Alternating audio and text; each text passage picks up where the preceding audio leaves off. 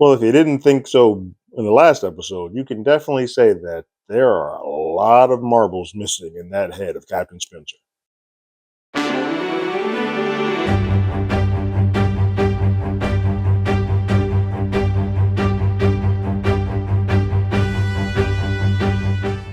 Hello, everyone. Terrence here with Hollywood Already Did It. If you haven't already, go ahead, like, share, subscribe to the channel, leave a comment, ring that bell below. Anytime we have something, you will be among the first to know. A bit behind. I'm a day behind on this episode. I watched it, but I couldn't record, unfortunately, because I daddy duties took precedence. I had a sick little boy who was both with a cold and teething, so my time was not my own. But episode 8 of Dexter Original Sin is here. It is called Business and Pleasure.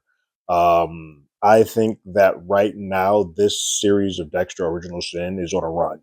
It's on a run that I haven't had. I haven't felt this excited about Dexter, an episode of Dexter, an episode of or Dexter, period, and probably since the 5th season of Dexter. The season post Trinity Killer, I was still in, and then after that, it sort of just started lowering returns as we went along. And I liked New Blood, but it didn't invoke the feeling that I've been getting from this last episode and this episode. They're firing on all the cylinders, and it is a fun ride to be on. Some of the issues that I typically have with prequel series gets erased because of how invested I am in the story that they're sort of telling and sort of how they're intertwining and tying us to the things that happened in the original series first season. We pick up this episode with Papa Crusher, Aaron in disguise at wherever he's holding Nikki, crushing up some drugs and putting him in water. And then he is basically drugging him to knock him out so that he can remove a jersey paraphernalia that's going to be a sort of a long-standing piece of this entire episode. When he drugs him, goes in, takes the jersey off, and he's telling him while he's hugging him and sort of taking the jersey off, he's like, shh, sort of like a father would cradle a baby or a young kid. And it triggers, he's dazed, but he triggers Nikki to be like, Daddy? Like, Dad? Is that you? So even in his sort of dazed stupor, he kind of realizes, like, I know that voice. Like, that soothing piece is the soothing piece that I used to receive from my own dad. It's at that point that Aaron Spencer just takes off his mask. I'm like, yeah, it's me. It got me. But he's drugged up and takes that jersey, and then we see where it ends up later in the episode. We pick up back at Harry and Dex's home, and Deb did not come home last night. Harry's realizing this. Harry thought that Deb was going to go stay the night with Sophia's, or at least the boyfriend that she kept talking about, Gio, was of age, and Dex lets him know nonchalantly that no, Gio's 25. And Harry's like, wait, what? Why wasn't I told that? Like, why didn't that seem like a red flag to you? And truthfully, it should have seemed like a red flag to Dex. I don't know why it didn't. 25 and your underage sister is hanging out with this guy, but whatever. Harry's not happy with the news, but he can't deal with it in the moment. He has to go with LaGuerta to Tampa to go get information about the lead that they have. And so he asks Dex, like, hey, Dex, I need you to look into Deb, find out where she's at, bring her home. That's all I'm asking of you to do. At that point, the Dex thinks it's a good idea to unload his loose working theory. Up to this point, we all know as an audience, his intuition is correct. He is on the right foot, but he can't really go forth with a plan or anything to go after Aaron Spencer yet. And it's going to be even harder to give that information to somebody who's a friend of Captain Spencer's. So he tells Harry that, like, I think Aaron is the one who was responsible for Powell's kid's murder, and I think he's the one responsible for taking his own child. And Harry's like, you sound nuts. You sound cuckoo. I know Aaron well. He is a father like I am a father. We do nothing but care for our kids. I'm going to need you to shut that mess down and do what it is that I asked you to do. Go find Deb. He then sort of becomes a little bit insulting towards Dex. He says, basically, like, you're like a hammer and everything's a nail, and now you're just going around knocking everything down. Everything is sort of your victim. You see darkness in everything, and you're projecting. You're projecting whatever it is you're feeling, the taste that you have to go kill something. You're projecting that. And so he kind of, while bigging up Aaron and not believing in his son, something he doesn't often do with Deb either, he sort of has undermined him and isn't seeing or hearing him out to actually listen to what it is that he has to say. We pick up with Gio and Deb, who are in the afterglow of a nice night of sex. She is living her best life. She is happy. She doesn't have to worry of her dad judging her, her brother, her idiot, nerdy brother, always sort of being there, her friends ditching her, school's not. She's just living her best life. She just wakes up and is in pure bliss. Everything is great for her. A little too good to be true, if you honestly think about it. Um, Gio says he has to go do some work for his dad and asked Deb, like, what are you planning to do today? And she's like, well, I don't have school. I'm suspended. I'm just out of nothing. Can I stick around here? And he's like, well, I could drop you off at home. She's like, nope, I want nothing to go back there. I have no desire to go back home. He's like, well, cool. You can come with me. And she's like, all right, yeah, let me go do that. I don't have a passport. And he's like, with me, you won't need a passport. You are good to go. We'll get you all back, which anybody as a kid, you would know, let them know immediately. This is how you can tell that Depp hasn't been sort of given sort of the common sense things, but you're not going to let your kid, or you wouldn't want your kid to go anywhere where they can't get back home without the need of someone else. But Deb is just going gung ho in it because this is she feels like she's getting the love and getting so much attention from someone that she does not get at home. So whatever this road is taking her down, she's going to go leaping in first. She's not thinking about looking at what's at the bottom of this possible abyss. Dex, because Harry has asked him to, he's not going to follow up on the Aaron piece of it. He's going to go and look into where Deb is. And his first stop is to go ask Sophia because that's their friends. He knows that. So he goes to the school, and Sophia's already moved on to the next boy toy. Poor Chad is being used as a pawn unknowingly. But Sophia is already Sophia's trying to sort of grandstand in front of Dex with Chad, using him as sort of a pawn, kissing him and whatnot. Dex doesn't care. He's like, oh, I guess this is her way of making me feel bad. It's clear that she's moved on, but it's in that sort of typical high school way that she's clearly, if Chad meant as much as Chad probably believes he does to her, she wouldn't have to put on this show. But Dex is really there just to ask about Deb. He's like, hey, you're Deb's best friend. Do you happen to know where Gio lives? And she's like, no, I don't. Dex asked, do you have a name, like a last name for him? She's like, I think it's Martino. He's like, okay, got it. Thank you. And she leaves him with, like, if Deb wanted to be found, she would be found. She's actively not being found because she doesn't want to be. She's pushing everybody away. She pushed me away. She pushed her school away. She pushed her teachers away. She pushed you guys away. This is just what she does. And Dex is like, cool. I don't know what to do with that, but my dad said I need to go find her, so I'm going to go do that. I'm going to keep up on this trail.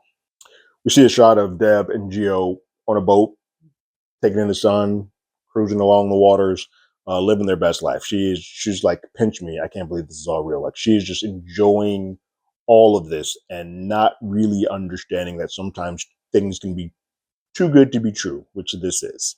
Harry meets up with LaGuerta outside of, looks like her home, or maybe it's some apartment complexes. Basically, after a tryst, she's having a fling with somebody who's not really a long-term boyfriend for her.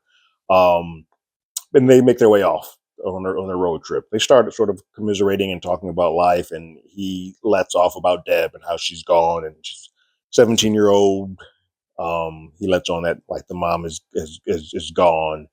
She's sort of just being a wild child. She's not really listening or taking anything in. To that point, LaGuerta's like, well, I didn't have a mom either. Due to immigration, she was brought over and didn't have her mother and lived with her aunt and uncle, and sort of was a wild child. She was out here doing God knows what. And no matter how far she strayed, she always sort of reset it and returned back home. And so at some point in time, Deb will return home. Don't know how much damage is going to be done to that point, but she will return home. And Harry's like, I guess. I don't know how much solace he can take in that, considering he just saw LaGuerta still at this age currently doing the tryst thing with other men or whatever. But also, he's not really one to judge because, he was sleeping with his CI all that time. Speaking of which, we get a flashback of Laura meeting at a spot with Harry to discuss the meeting that she had with Estrada and how there's another meet set up for the following Tuesday. They are sitting at a park. It's an open park, so you can't really tell that they're talking to each other. She's facing one way, he's facing another. So they're having a conversation. He's like reading a paper. So it doesn't seem like they are actually having a conversation unless you have a mic on either of them or you are looking at their lips and sort of seeing that they are responding in tandem to each other. So just like two random people sitting at a park. They're having a conversation. Um, Laura lets on, they're like, hey, the Strata wants me to meet at the shipping yards on Tuesday. He's like, well, why you? And she's like, well, he wants me to be the next person to sort of lead the next wave that he's just sort of extending on. He's like, great, this is great. We got him. Set it up. Let's all do it. Hit me with the details when you finally get them. And we can make this happen. The thing is, you're in a couple of days, all of this will be over. You'll be safe. Your kids will be safe. You guys can go on and you live your new life and be the best versions of yourselves that you possibly can be. He tries for a moment to sort of apologize for the sort of back and forth that he's put her through in the relationships and what they've sort of become. And she's like, look, what was. We can't live in the past. It is. I can't live there. I'm just going to go. I'm just going to move forward. And she's like, okay. And then Dexter, little Dexter, runs up to Harry and kind of asks to be put on a swing, almost as if like to show that like, hey, I know you. You're like a dad to me. Can you push me on the swing like you usually do? Which is a flag for Harry, because Harry looks up and is like, if anybody is watching, you're blowing up our spot. Like right now, we would have been perfectly fine, but Dex in this moment has sort of put the the flame, the embers on the flame. But right now, in this moment, Dex is sort of thrown caution to the wind. He doesn't know it. He's a child. It's not his fault, but he sort of indirectly has been responsible for them sort of being made because there were people watching them and saw that they have an interaction beyond just two strangers on a bench talking to each other. They know each other. Their family, the kids clearly know who he is, and now the word is out back to Estrada and their team. Damn, it it's wild to know now that Dexter, in an indirect way, just being an innocent kid who loved Harry and saw him as a father figure, is sort of responsible for the final thing that kind of got Laura caught up, which we'll see later. Back in present day, LaGuardia and Harry make it to Patrick's home and see that there is a active crime scene post on the door, and they can't go in because they have to get like the local cops to come in and sort of escort them into that place. So they've sort of hit a dead end, literally, because clearly someone got to Patrick first. So they've got to go call the folks there to help give them a couple of clues as to what exactly took place. Back in present day at the precinct, Bobby and Angel continue to be spun a web of lies from Aaron Spencer.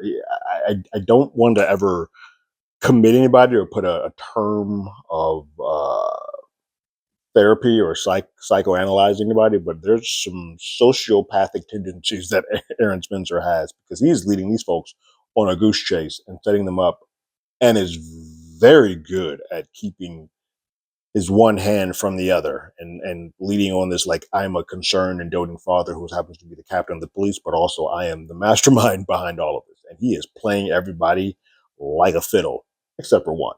Dexter comes to the precinct to get on the computer to figure out who Gio Martino is. He uses the name. He kind of comes up with the full name of Gio to figure it out. He tries there are a few different variations, but he finally comes up with one. While he's there, he gets a box of records dropped on his desk from Camilla from Records, who is like, hey, one, my boat's still available to you whenever you want to use it, because she sort of has a suntan. And she's like, oh, yeah, I have a boat. If you ever want to use it, you can. Comes into play later. But two, these have been put on your desk because Captain Spencer said you did such a good job with the analyzation of the blood on the side of that box that he wants you to go through all these old cold cases to do the same sort of magic you have on those. Which she's like, this is a good thing. He thinks so highly of you. And Derek's like, if he thinks that highly of me, why would he have me on this case as opposed to the most important case that we possibly have? So this is clearly Captain Spencer's way of keeping Dex occupied. Because even though he doesn't think that he's necessarily onto him, it's clear that Dex is smarter than the average bear and got a little too close for comfort. So let me throw the one person who's actually doing some good detective work here. Let me throw them a bone so that they can sort of get occupied, so they're not interfering with what I have going on here. Dex calls BS. He's like, there's no way that he's giving me this stuff because he's happy for me. He's trying to get me off his scent. And so when Captain Spencer leaves the precinct, Dex decides to follow him.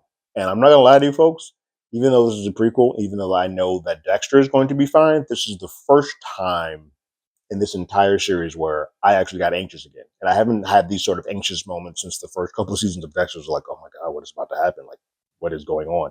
Not so much because I'm concerned with what happens to Dex. I want to know how this all sort of ties together and how he gets ahead of Aaron Spencer, because he seems like right now he's the mastermind of this and he's playing everybody so well. But what we see is Dex follows him and he comes to a stop and he gives a man a bag with the jersey that he took off of Nikki at the beginning of the episode and a wad of cash. And then he takes off, and then that guy gets into a car and takes off as well. And so Dex at a stoplight where he could either follow Aaron left and stay tailing him, or he can tail to the right and tail the guy who just got the new bag. He decides to tail the guy to the right. He does so. They come to a home where there is what appears to be a Hispanic male there. The man walks in with the plastic bag and the money, and he goes in there. And that's sort of the end we see there. There's a gnome in the front yard, which is an important sort of tale here. There's a gnome in the front of the yard. But Dex can't continue to stay there or watch it because he gets a 911 page from Harry. And so while Harry's waiting for local police, he calls Dex to sort of just check in and be like, hey, how's the search for Deb going? And Dex is like, well, I got his name. Sophia said she wasn't with him. It wasn't with her all day. So she's still gone. And Dex is very like, I don't know where she's at. She's grown up, but she's out there. She's fine. And Harry's like, well, that's not the answer that I'm asking you to do. To that point, then Dex says, hey, something shady is going on with Aaron. And Harry's like, I told you to shut this down. Like, stop this. He's a good man. He's not doing anything crazy. You are just projecting again. Do what it is that I asked you to do. Find Deb. He and LaGuardia then meet up with the local cops. They take him through the house to sort of get a lay of what actually happened to Patrick. And they see that it was a pretty brutal killing, and that he was a therapist for 200 to 300 suspects. They're all of his patients or whatnot. But we see there also that the calendar that is on the desk there has been ripped. Some dates have been ripped that clearly whoever killed him did not want them to see who was on the appointment calendar. The local cops say they have all of Patrick's sessions or patients back at the precinct in a folder. You can take it back to the precinct and look through them all, but it's going to take you quite a bit of time. While that's happening, we get another flashback of Laura sort of prepping, being happy. You can tell this is the joyous moment she's having, like, hey, I'm about to get out of this. I'm over it with Harry. That's done. I'm going to move on with my kids and sort of live my best life. And so Brian and Dex are painting her nails to sort of get her prepared for her big meet tonight. And then Estrada's men bust in and take them captive. Not before Brian gets a good stab in on one of them. He's a violent little boy, but he's doing the best he can to try to protect his family. But to no avail, they are caught. Back in present day, Gio meets with his cousins now out of the country, where they went. They took a boat ride out of the country, and debauchery ensues.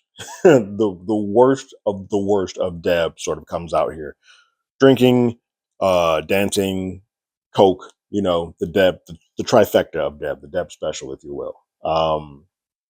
And Deb needs a moment to go get some water. When she goes to get some water at the bar, she oversees that on Gio's boat, there's some men sort of taking boxes of things and putting them, basically loading them into the boat.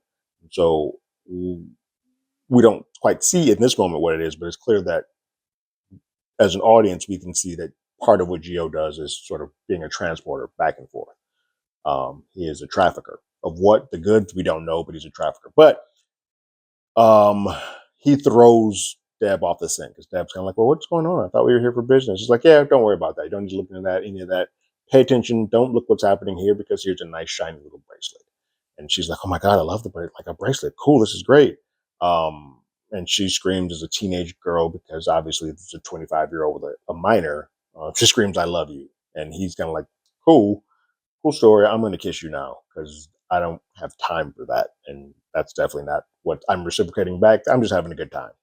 Jesus, Deb, you're messy. These teenage girls, teenage life is very different. You can tell that the teenagers. This is why adults shouldn't be messing with teenagers because their hormones and brains are all over the place. When adults can sort of have a better thought process just about life. We didn't see why Gio wasn't so ready to say "I love you" back because Dex goes to visit Gio's apartment and his fiance opens the door. She's very nonchalant about. She knows that Gio's cheating and probably out there with knows that Dex's sister is just a what did he call her? She called her something very derogatory. Um Dick sleeve, maybe? I don't know, something to that effect. But she's very nonchalant about it because she also is having affairs and cheating. She just knows that hey, he pays for things. I'm well kept, so I'm not gonna worry about what it is that he does. It's at that point that Dex makes a call to Camilla to get a boat because Gio's fiance gives him the information of where they're going, and so he takes the boat. He knows he has to cross waters and all this stuff. He goes to go after Deb. And the slice of pie boat, which brings it all full circle for all our Dexter fans. Back in Tampa, uh, Harry and LaGuardia get to the offices, the local police's offices, and they're just bringing in files and files and files, boxes loads of files of the patients, and they just know this is going to take forever to go through all of these names. So what they decide to do is then go through the names, write down all the names that they have of the patients, and then just cross-reference them to the ones that they have in Miami, whoever may pop in Miami, just to see if there's any similarities or anybody crosses over. If they do cross over, at that point they'll reach back out to the Tampa police and like, hey, can you send the files of just these people? Because otherwise, they'd be there forever, and even just the writing of the names is going to take a while. While looking and grabbing all the names, a familiar file name pops up for Harry, and it says B. Moser, which would be Brian, Dexter's brother, Laura's son. And so he quickly sort of just finds a way to dismiss LaGuardia to go get some coffee as he goes through the file. And he sees that one, Moser was Patrick's patient. He sees that Moser is free, Brian is free. And been discharged. And then he sees that Brian has a violent rap sheet. He also sees that there's a sheet that connects him directly to Brian that says that hey, Brian was aware that Harry and his mother had an affair and that they were intimate. It says that Brian knows that Doris and Harry chose to adopt Dexter and not adopt him, which led to some problems and caused some of the issues that Brian has because Brian just wanted to stay with Dexter. He knows that Dexter referred to Harry as dad, as a father. Um, so all that's in the notes. And Harry's like, nah, we're gonna go ahead and take that out of there. That don't need to be in there. So he takes that, balls that up and puts it in his back pocket. And then he decides to stash the file before LaGuardia can come in. But he doesn't have a good poker face at all. And so LaGuardia can easily see on his face that he found something, like a file clicked for him. It's also important to note that Harry, the main reason why he took the file is because the attending nurse at uh, Brian's location where he was the first victim that was killed was Raul Martinez. So it all sort of is now connecting together. And so he's like, oh crap, I gotta find out who this is and why Brian has been entertained, which would be fascinating if this sort of all kind of ties into, if anybody has not seen the first season, spoiler alert, Brian is sort of the first killer that exists in the first season. And so uh, it lets you sort of know that, hey, he's going to be in the wind at the end of this season. That's not we're sort of more paying attention to Captain Spencer and what's happening there. But in addition to being sort of the coming of age story of Dex, it's now sort of the coming of age story to sort of learn who Brian is and how Brian is figuring out, working through the ways of for him to also become a better killer. So they're sort of doing it at parallel times, but we just don't see their meeting until we get to the first season of Dexter, which is kind of a cool thing to see. And so how I've been saying, I don't know what it is they're trying to show us. that works. That's enough to sort of like, ah, that's kind of cool that they were both sort of growing and becoming these things at the same time. They all sort of center upon the impetus of whatever Harry did with Laura and sort of how that all branched out and it sort of created these two different versions of the same id, if you will. We then get that flashback. We see the flashback of when Bobby and Harry go to Laura's house after not getting a bunch of calls. He called her a bunch of times and wasn't getting a response. He goes to the house to see what's going on. Completely ransacked. House is torn through. They're not there. Harry's like, they came to got her. They got her. We then see that there's a shot of Laura with Dexter and Harry inside of a shipping container in the shipping yard with about 3 or 4 other people in it that are in various situations of violent acts happening to them. Some are already a little bloody. Laura and the kids seem to be pretty fine, but we know that this isn't going to end well for all of them. We pick back up in present day over with Gio and Deb, and Gio was at a dinner with Deb and on the beach, just chilling. And he gets a page. Well, Paige pulls him away. He has to go make a phone call. And then Deb's like, hey, I gotta go get my jacket. Like, I'm cold. So she goes back to the boat to go get her jacket. When she is in the under part of the boat, she sees that some of the seat cushions have sort of been moved around and aren't as in place as they were priorly. So she goes to pull them up and look, and she sees that there's a lot of things that weren't there before. And just sort of shipping containers that say fragile. We still don't quite know what they are, but whatever they weren't there before. And clearly they are of an illegal act because they came over here, avoided customs, put them on this boat, and they're going to go head back. At that point, the Geo comes down and is like, I told you not to do that. Like, what are you doing? And they have a big sort of blowing up and sort of the anger that we saw when he was protecting her earlier at the bar is now directed directly at her. Yeah, it gets she feels very small, unseen, and the person that she thought was there for her completely turns on her. So at that point, he tells her to get off the boat, and she's like, "Well, I'm going to be stranded here." He's like, "Cool, I don't care. Get off my boat now." And so she ends up being stranded on the beach. The boat takes off without her. She's there overnight, just kind of sitting on the beach, cursing at the wind, if you will, at the boat. She's calling herself stupid and whatnot, but she's feeling bad about herself. But then Dex comes and says, "Hey, Deb, is that you?" She's happy to see Deb, and he starts taking her back. They start making their way back and have a couple of brother and sister moments where she just feels bad about it. She's like, I'm just stupid. Like I fell for this. I'm dumb. She takes the bracelet that she got and throws it in the water. She's like, crap, I could have pawned that. Um, but she's not sad about her scholarship being over, her friends being gone, her pushing her brother away, and Dex is like, well, I know you're saying you don't have anybody, but you have Harry and I. And Deb's kind of like, I don't think I have Harry. Like, he wants me to be something, and then Dex kind of finished it off like he wants me to be something that I'm not. And Debs kind of connects with him. He's like, I thought Harry was your guy. I thought he saw you. He's like, yeah, I don't think he does. And for her, their mother Doris was the person that sort of was that for her, and she doesn't have that anymore. So now she's kind of like, basically, it's an analogy to what they're actually trying to do. But she's sort of just bowing in the middle of nothing on water. She's kind of just this one lone person, and no one was really there to give her a life raft.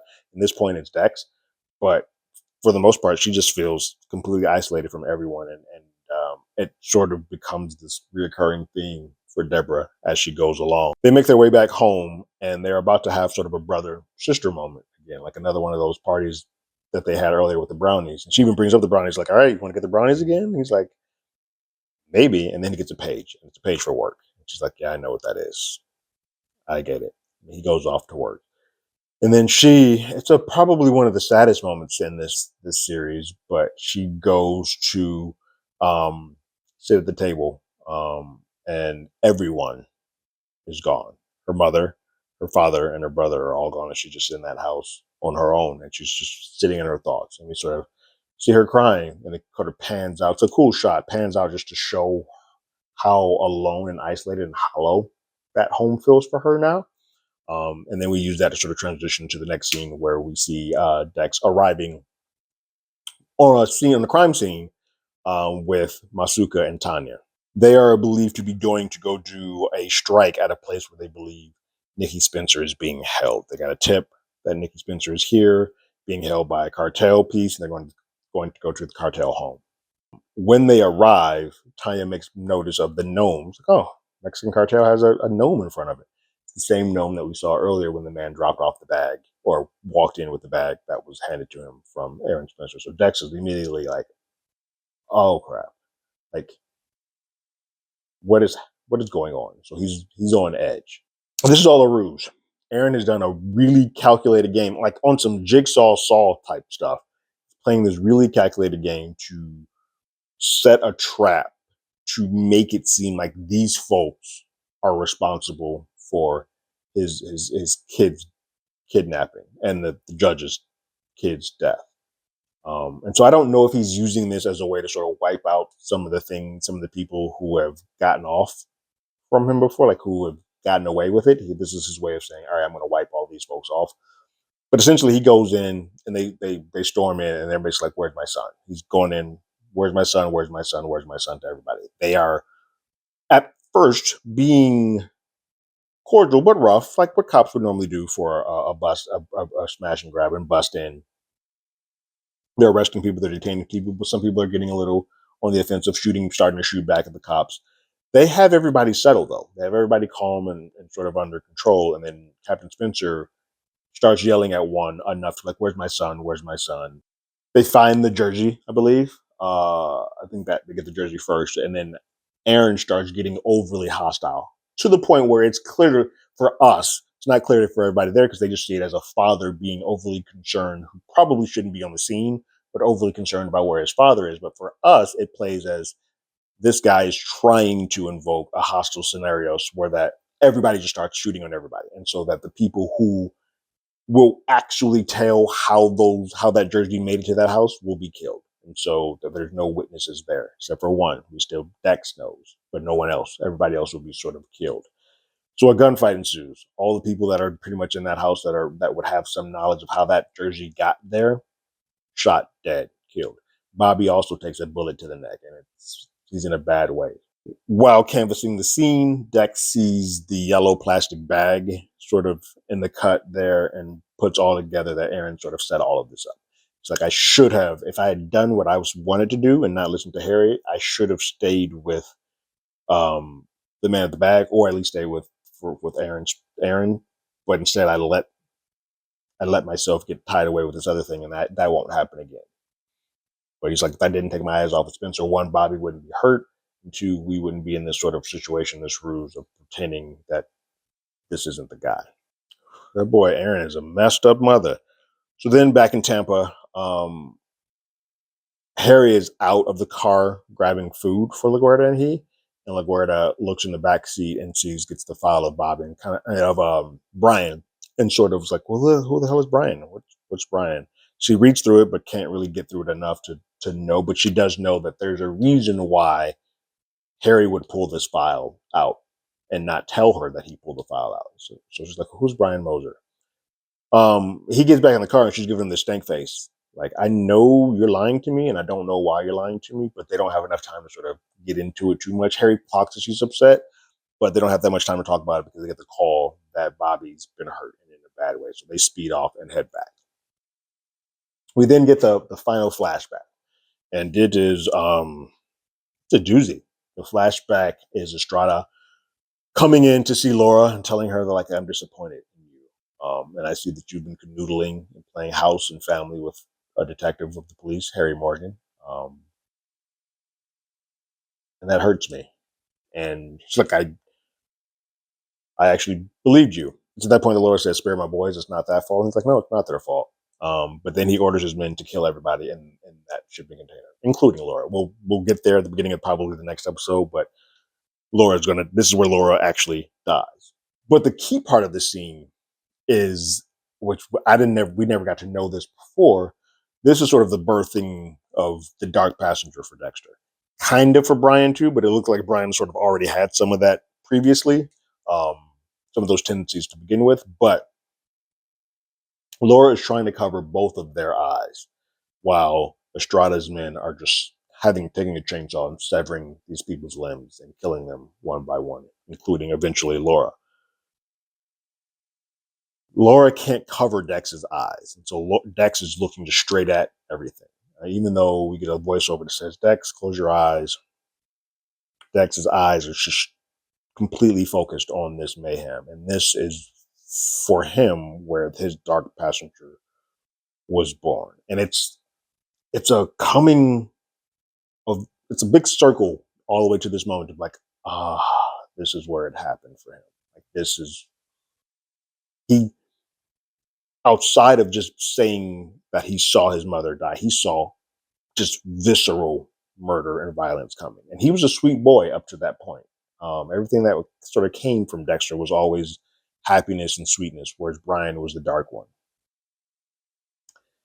That moment is what bore him. And so, because of that little sort of this whole thing with Harry and Laura, and then Dex coming up to him at the park, this is sort of splintered into now we're seeing that this whole origin series has sort of been about, so like I said earlier, the birth of both Dexter and the birth and creation of both Brian and how they sort of build into whatever we come to in the beginning of the first season. Some damn good writing. Like that is fundamentally just astounding writing. And it has taken the onus off of, hey, I have to put Dexter in peril, as opposed to let me explain to how all of these pieces sort of come together. So by the time that you get to the original series and watch that, you can see you now have some of the more of the knowledge that sort of exists to sort of put all these people in place. Great episode. The last two episodes have been just killers, like a better term, killer episodes. They've just been phenomenal television. And it is kind of amazing to see that after all of these years, Dexter's just sort of back at the forefront. Now, I know not everybody's watching the show. It doesn't have the same capture on the zeitgeist because people have been burned so much, but those people who've stuck with everything, feels good to say, hey, I'm glad I stuck around and I'm still a part of this. What did you guys think about this episode of Dexter called Business and Pleasure? Go ahead and leave your thoughts and comments in the comments below. If you haven't already, you can follow us on X at HollywoodADI. You can hit us up on email at HollywoodAlreadyDidIt@gmail.com. We also have the podcast with the same name. That's on Apple Podcasts, Spotify, any other place podcasts. We're there. Like always, I got my ticket. You got yours.